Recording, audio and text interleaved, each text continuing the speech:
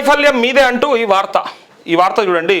Metro వైఫల్యం మీదే అని చెప్పి కనిపిస్తూ ఉంది. హైదరాబాద్ మెట్రోకు సంబంధించి ఢిల్లీలో సోమవారం కేంద్ర రైల్వే శాఖ మంత్రి అశ్విని వైష్ణవ్తో సమావేశమైన ముఖ్యమంత్రి రేవంత్ రెడ్డి, కేంద్ర మంత్రి కిషన్ రెడ్డి. అరే రే ఎట్లా కూర్చున్నారు మీరిద్దరు?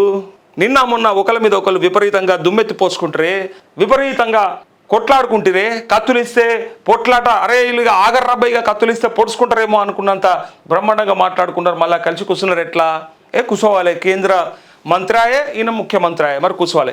ఇట్లా కూర్చుంటే అయిపోయేదానికి ఇక మన దగ్గర వడ్లు తెచ్చి నీ ఇంటి ముందర పోస్తా అంటే నీ ఇంటి ముందర పోస్తా, కొనకపోతే నువ్వోని బ్రోకర్ కాని వాని నువ్వు మాట్లాడాలి, లేదు మరి కేంద్రం ఇట్లా కొనకపోతే తీసుకొచ్చి మీ ఇంటి ముందు పోస్తా అని నువ్వు మాట్లాడాలి. ఏమి కథలు పడ్డరా వీళ్ళిద్దరు? చూడు వీళ్ళిద్దరు వేషాలు అన్న. మరి ఇట్లా సపోర్ట్ చేసుకుంటే పనులు అయితే కదా నేను చెప్పేది కదే. మరి సపోర్ట్ చేసుకునే సావమంటున్నాం. మరి ఎవరినాడు ఎట్లా పడితే అట్లా మాట్లాడుకుంటా, ఎట్లా పడితే అట్లా ఒకరి మీద ఒకరు విమర్శలు చేసుకుంటా, ఆ పాపం నీదే, నువ్వే అడ్డం ఉన్నావు, నువ్వే పొడుగు ఉన్నావు, నీ వల్ల ఖరాబ్ అయింది అని మొత్తుకుని సచ్చే బదులు మేమందరం మొత్తుకునేది ఇట్లా పనిచేయరు. కాంగ్రెస్సా, బీజేపీ, బీఆర్ఎస్సా కాదు. అసలు దొంగలు మీరు, నాయకులు మీరు చక్కగా కలిసి ఉండి మీరు చక్కగా చేయాలనే చిత్తశుద్ధి ఉంటే మాకు క్రెడిట్ కావాలంటే మాకు క్రెడిట్ కావాలి.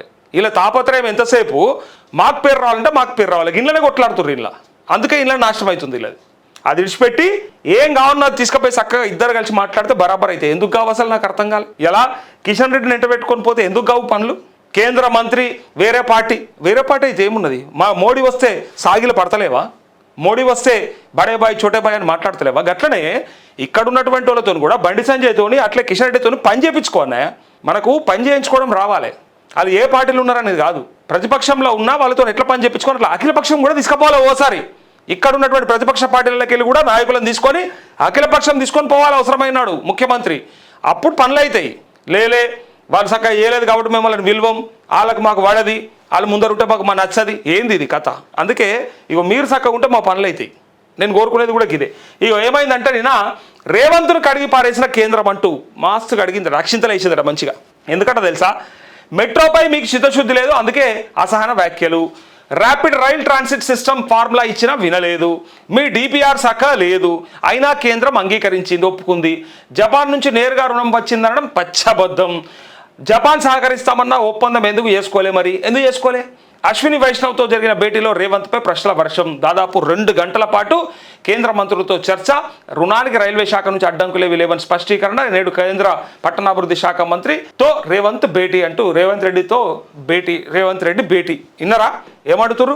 జపాన్ సహకరిస్తామంటే మరి ఎందుకు ఒప్పందం చేసుకోవాలి కదా. ఒకవేళ ఈ జపాన్ నుంచి చక్కగా రుణం వచ్చిందన్నాడు, అది పచ్చబద్ధం కాదా అని చెప్పి డైరెక్ట్గా అడిగారు. జపాన్ నుంచి డైరెక్ట్ వస్తుందా అని అడిగి డిపిఆర్ఎస్ సక్కలేదట, మన డీటెయిల్డ్ ప్రాజెక్ట్ రిపోర్టే సక్కలేదట. మనోళ్ళు ఇచ్చిన ప్రాజెక్ట్ రిపోర్టే సక్కలేదట. అందుకోసానికే మేము ఇంకా అడ్డం పెట్టగలుగుతాం కానీ పెట్టలేదని చెప్తారు. అయినా కూడా మేము యాక్సెప్ట్ చేసినామని చెప్తూ ఇక్కడ మెట్రోపై ఆవేశపు ప్రకటనలే తప్ప ఆచరణ యోగ్యమైన ప్రణాళిక ఏది లేదని కేంద్ర నిబంధనలకు విరుద్ధంగా రేవంత్ సర్కార్ వ్యవహరించడమే రుణం రాకపోవడానికి కారణమైంది. కేంద్రం నిబంధనలు ఏవైతే ఉంటాయో, వాళ్ళు పెట్టిన రూల్స్ ఏవైతే ఉంటాయో, గైడ్ లైన్స్, వాటికి వ్యతిరేకంగా ఉండడం వల్లనే, అంటే విరుద్ధంగా ఉండడం వల్లనే రుణం రాలేదు అంతే తప్ప కిషన్ రెడ్డి అడ్డం లేడు, బండి సంజయ్ పొడుగు లేడు, అశ్విని వైష్ణవ్ మొత్తం అడ్డం పండుకోలేడు అని ఓపెన్గా రేవంత్ రెడ్డికి నేను చెప్పడమే కాదు, అక్షింతలు కూడా వేసిరట.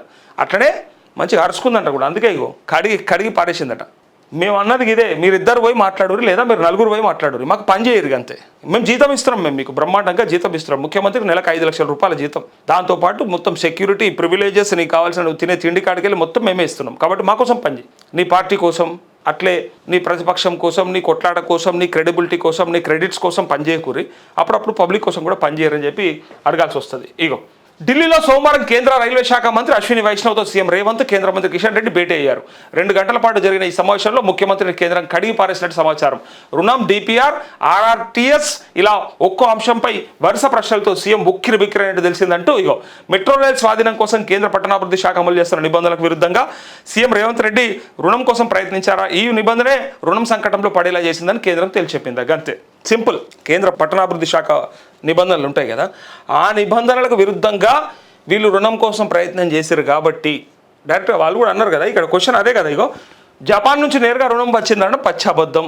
దాంట్లో ఒకవేళ జపాన్ సహకరిస్తామంటే ఒప్పందం ఎందుకు చేసుకోవాలి, మరి చేసుకోండి ఉంటుంది అని క్వశ్చన్ చేసి ఇక్కడ అదే కారణం చేత నిబంధనల నిబంధన రుణం సంకటంలో పడేలా చేస్తుందని కేంద్రం తేల్చి చెప్పింది. రైల్వే శాఖ పరంగా ఎలాంటి అడ్డంకులు లేవని వెళ్లి పట్టణాభివృద్ధి శాఖ వద్ద తేల్చుకోవాలని స్పష్టం చేసింది. అంటే సోమవారం ఢిల్లీలో జరిగిన పరిణామాలపై ఆరాధిస్తే అవుననే సమాధానం వస్తుంది. మెట్రో రైల్ ఫేజ్ 2 అనుమతులు పెండింగ్ నిధులపై చర్చించేందుకు కేంద్ర రైల్వే శాఖ మంత్రి అశ్విని వైష్ణవ్తో భేటీ అయ్యారు. భేటీల సారాంశం ఏందయ్యా అంటే మొత్తానికి మెట్రో వైఫల్యం మాది కాదు అని కేంద్ర మంత్రి బీజేపీ చెప్పేసినట్టుగా క్లియర్గా, అంటే కేంద్ర ప్రభుత్వం చెప్పినట్టుగా కనిపిస్తుంది. ఇప్పుడు చెప్పుండ్రు, ఇన్ని రోజులు మరి ఎగిరెగిరి పడ్డారు కదా, కిషన్ రెడ్డి వల్లే రుణం వస్తలేదు, కిషన్ రెడ్డి అడగకపోవడం వల్లే నష్టమైంది, కిషన్ రెడ్డి మొత్తం నాశనం పడుతుండు, ఈ రాష్ట్రం నుంచి మంత్రిగా ఉన్నాడు కానీ ఉపయోగం లేదు అని మాట్లాడిన మీరే మళ్ళీ ఇలా కిషన్ రెడ్డితో పోయి కూర్చున్నాం, మరి మళ్ళా ఆయనే దిక్కైందా అని ఇవాళ కిషన్ రెడ్డి అభిమానులంతా కూడా మాట్లాడుకుంటా ఉన్నారు. పైగా మీరిద్దరు పోయి ఇట్లా పని చేసుకొస్తే ఎన్నో పనులు అవుతాయి. బంద్ చేయరు, ఫస్ట్ లొల్లు బంద్ చేయరు. ఇక్కడ రాజకీయాలు ఎప్పుడు చేయాలి? ఓట్లు వచ్చినప్పుడు చేయరు. ఓట్లు వస్తాయి, ఓట్ల పండుగ వస్తుంది, ఇప్పుడు జిహెచ్ఎంసీ ఓట్లు వస్తాయి, అప్పుడు చేయరు రాజకీయాలు. కానీ వట్టప్పుడు మా కోసం పని చేయరు మీరు చప్పుడేక అని ప్రజలు అంటా ఉన్నారు ఇది చూసిన తర్వాత.